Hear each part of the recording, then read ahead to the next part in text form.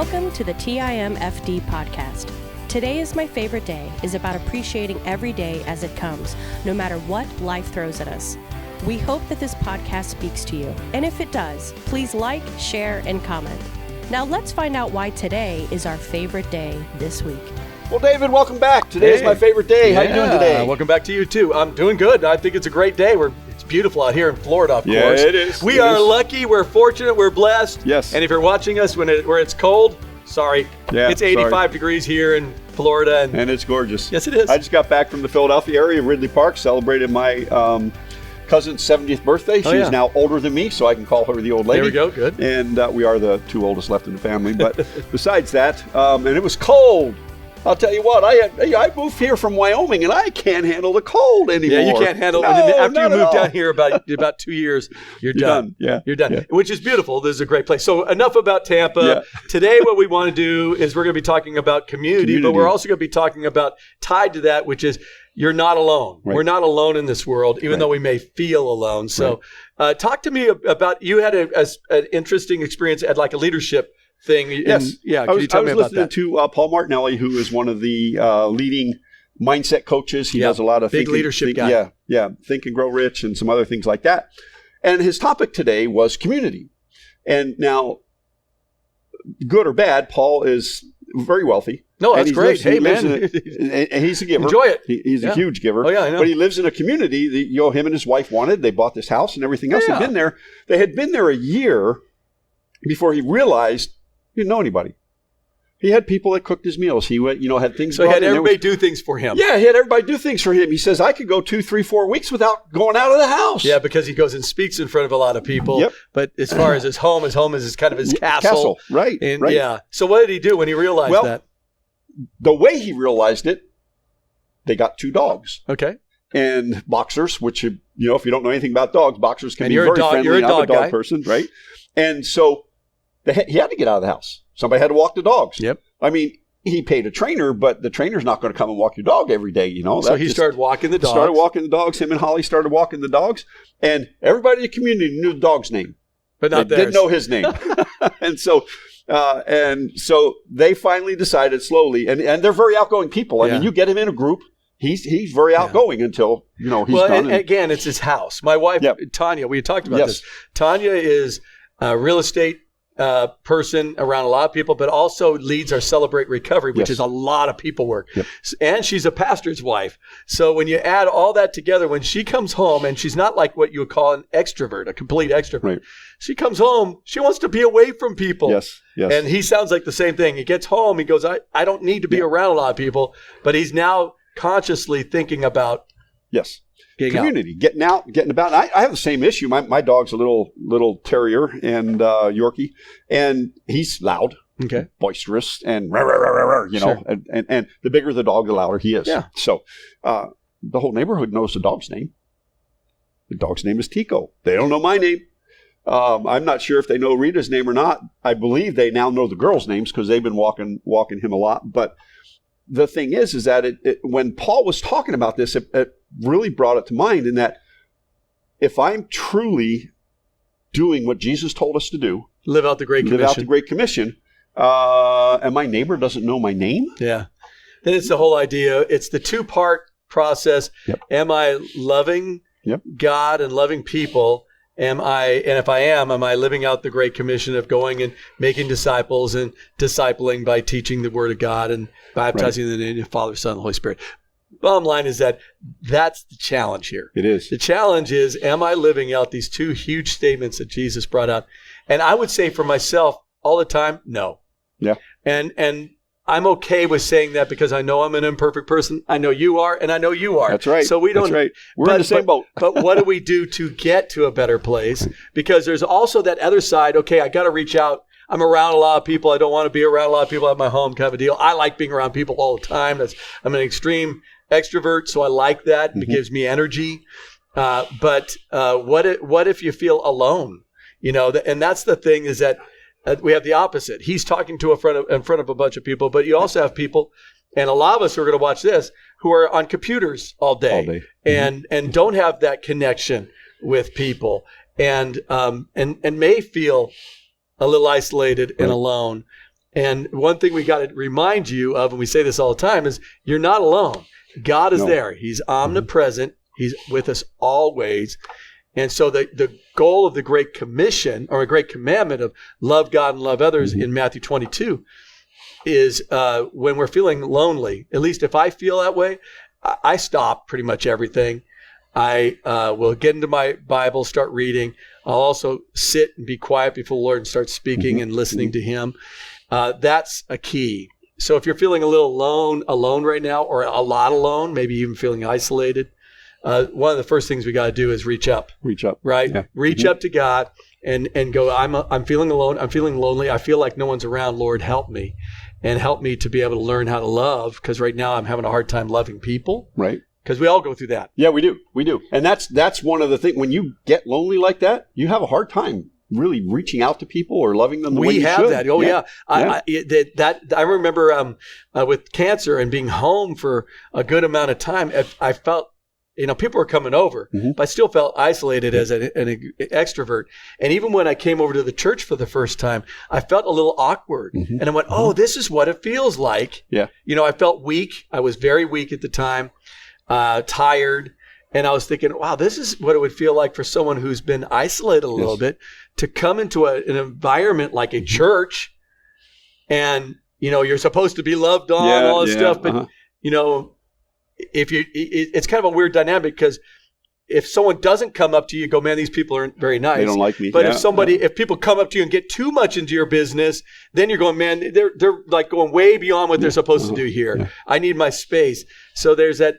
How do we work through all that? Yeah, and that's tough. It's addicts, same way. Oh my goodness, isolation, big time. Isolation, because hey, we know what we're doing, but you don't. Right. So if you, like for gambling with you, me was alcohol. Other people would be drugs. Other be porn. Those things, when they're overwhelming us, we definitely will isolate. All of us will. We'll all isolate. Yeah. Trust me. Yeah. Yeah. You know that. Yeah. I know that. Yes, we will isolate, because I know that I think I'm hiding it from everybody, but not really. No, because God knows. Well, not only that, is that people start kind of noticing too. They do see things. Functioning alcoholics, which I always think is a funny kind of, it is a funny term. Oxymoron there, really. But there are many people who are very functional in their work, but are getting wasted in the evening, or may already on a scale, maybe halfway through being drunk, but do great in business for some reason. But then they get a DUI, or and I've ran into a number of guys that have ran into that, and very successful men that have put themselves in that kind of place and had to finally address the issue of isolating themselves from everyone, and that includes their wife and their kids.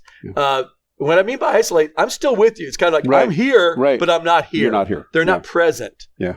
Right? Yeah. I will not let you get closer than this from, with me, with my heart. Right. Because I can't let you know what's happening. I remember talking to a gentleman, doesn't come to our CR. I met him through family member. And as I was talking to him, very functional, military guy, awesome. But there was something that you could tell that was keeping separation. And he finally told me one time, I've been in AA meetings before, but I never could get past getting a sponsor, because he doesn't want people to know. Shows weakness. He doesn't want people to know. And he's functional, very high functional. But, that's the danger of this. And so that whole idea of community helps us. Yes. If we have a group of men that get together to talk, that may struggle with gambling or have struggled in the past. Right. And if they could run into a couple other guys that have been, are further along and have been defeating this thing, they could come along and connect with them and learn, right? Or a soccer mom.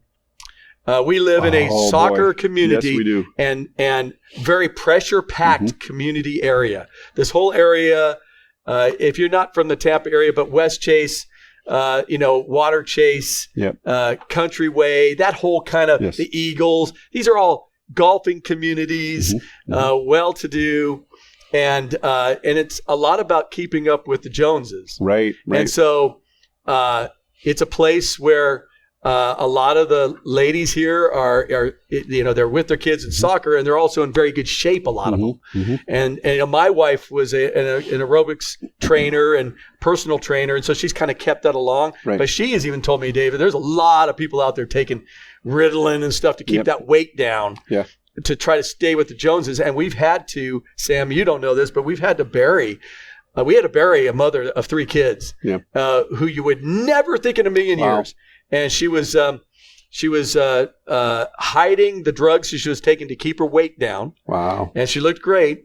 And one day she just got angry and took a bunch of those pills when she left a baseball game from her kids, got mad and left and took them and ended up taking too much. Yep. And her brain died. Yeah. And I had to be with the family. This was many years ago. Be with the family to finally make the decision to. They said that there's no hope for her. Yeah. And no brain function at all, 0. And they said if we took her off any life support, she would die instantly. Right. She wouldn't breathe. And that was it. They took her off. And wherever you stand in that area, that's what they did. I'm not beating them up. That's what they did.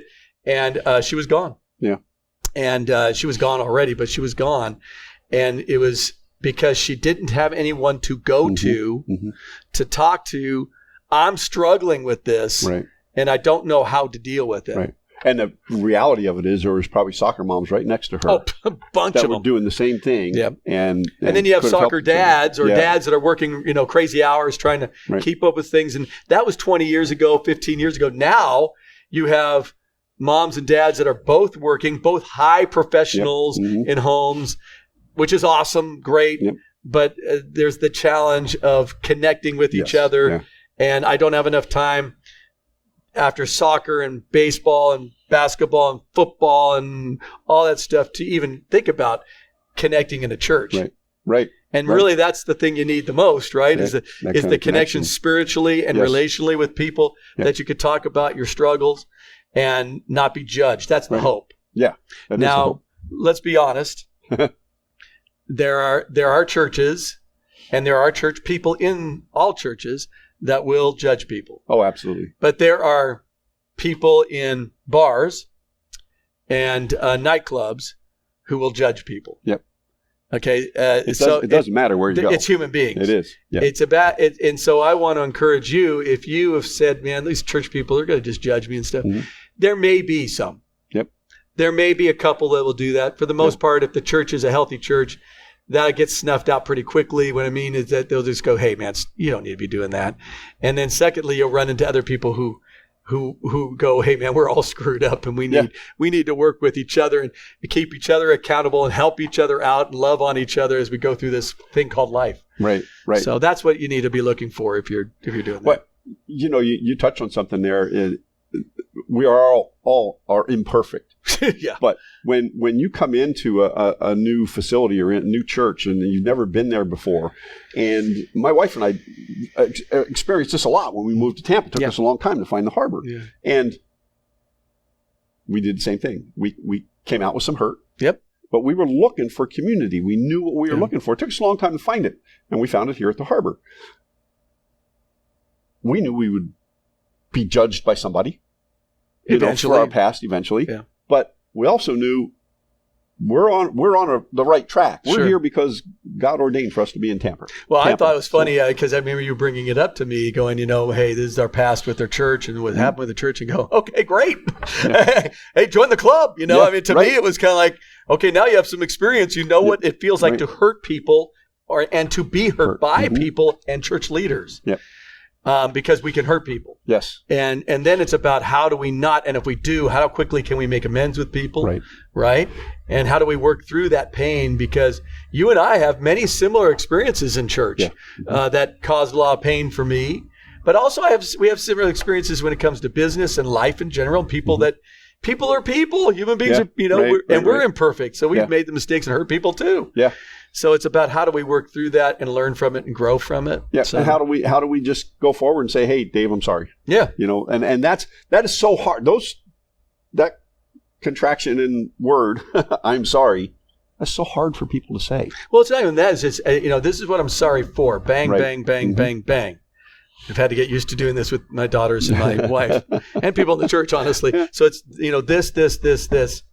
And then after that, is that correct? And when I finally have that correct, after we paraphrase a bit, and we've talked about that, right. Then it's, okay, will you forgive me? Right. And that is always funny to watch somebody take that and go, some will go, whoa, what do you mean by that? And then others will look and go, you don't have to do that. Right. And I go, yeah, I do. Yeah. Mm-hmm. I need to do that for me, and I need to do that for you. And we just need to say, are we there yet, or do we need to talk more? Because that brings it to the forefront, right? Mm-hmm. Well, am I going to really forgive this person? Right. Uh-huh. And that's where community is. That's part of community. Yes.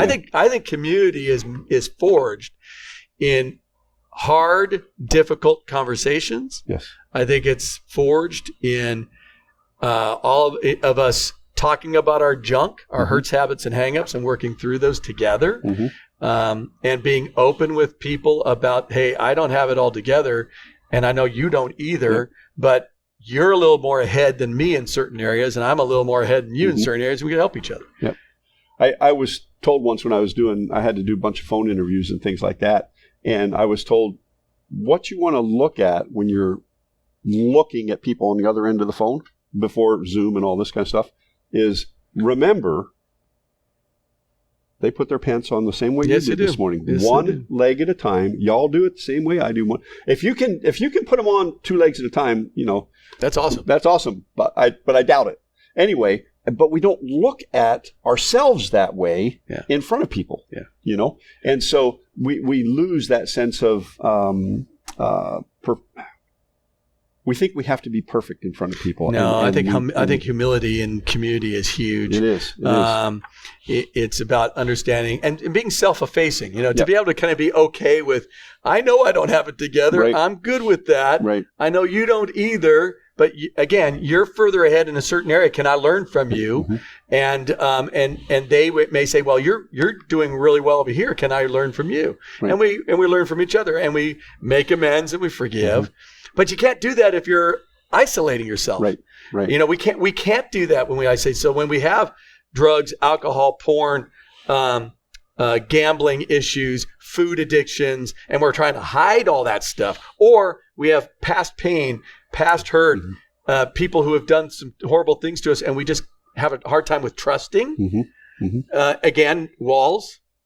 And we make our own prisons and our own walls. Mm-hmm. We build one guy told me that, we make our own prisons one brick at a time, and we put bricks around us to a point that we forget that we don't make a door to get out. Right. And that can be a very dangerous place to be. Yeah. And so I was there after the hurt of my first church. It was so painful that I went to Tanya and go, I don't know if I could trust anybody. Right. I just don't know if I can. Mm-hmm. Yeah. And I had to work through it. I had to work with some other men in that to work through that, in another church with some other pastors. And that was real helpful for me. I remember when our youth minister here ended up, this was years ago, but he ended up having an inappropriate relationship with one of our teenagers, ruined our church. I mean, it just devastated us. But if I didn't feel like I had community with me, the people in our church that I could go to and just go, I can't believe this. Yeah. And just be able to cry with some people. Mm-hmm. And we brought counselors in and stuff for that. And we had to send people away because their kids couldn't be here when they heard all that. Mm-hmm. I would have never been able to get through that without the community. When our daughter died, when Rebecca died, I know there's no way that Tanya and I could keep moving forward. Right.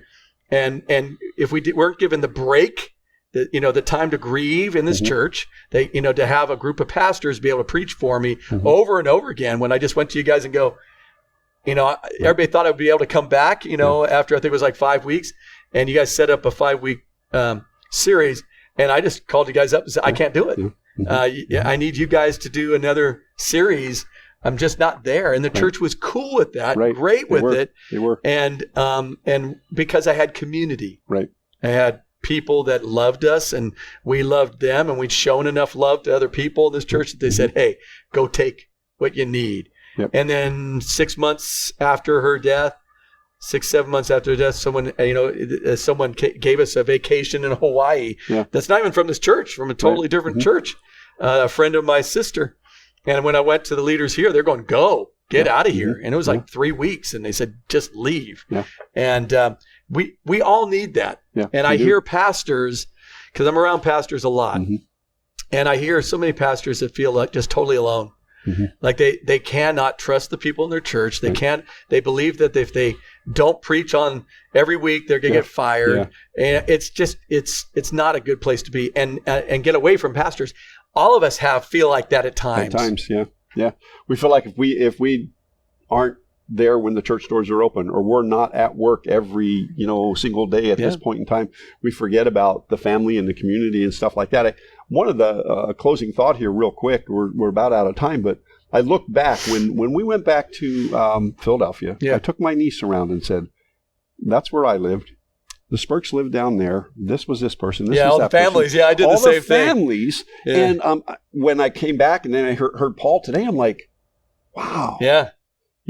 But think about that. Those of you who are in our age group, or even some younger ones, leaning over the fence, talking to your neighbors. Are you doing that now? And being part of the community in the area that you live. See, because I'm in a community that people know me as Dave that goes out on the paddle boards in the lake. And when the grandsons come, they go out with me. So we do that. But I only know a few of my neighbors, and I start going, wait a second. I wave, I see the same ones, but I don't know them. I know Jackie, who's next to me. I know Joe and Joe down the street. I know some of the people here because I've done stuff with them, but I don't know a lot of the other people there, and that's on me, And I went, okay, I need to not just go out in the water and stuff and say, hey, hi, but get to know people and have them come to my house, because I have a lot of other people come to our house, but we don't have people in our own neighborhood. So that's it's something I would like to do, just to have that community and connection there too. So they don't have to come to our church, but just the connection. Yeah, you have to have the connection. You can't have all your connections in one spot. No. So it's not healthy. Spread it out. Spread it out. Spread the love. This has been Pastor Dave Towner, Sam McKeown. Today is my favorite day. Live intentionally. Be very, very blessed, my friends. Bye. Thank you for listening to TIMFD, Today is My Favorite Day. Views, comments, and opinions are those of the host and guest alone, and Dave and Sam are solely responsible for the content of this podcast. TIMFD is produced and directed by Alex Korn. Music is composed and performed by Chuck Vaught. Thank you for listening. Have a great day, live intentionally, and be very blessed.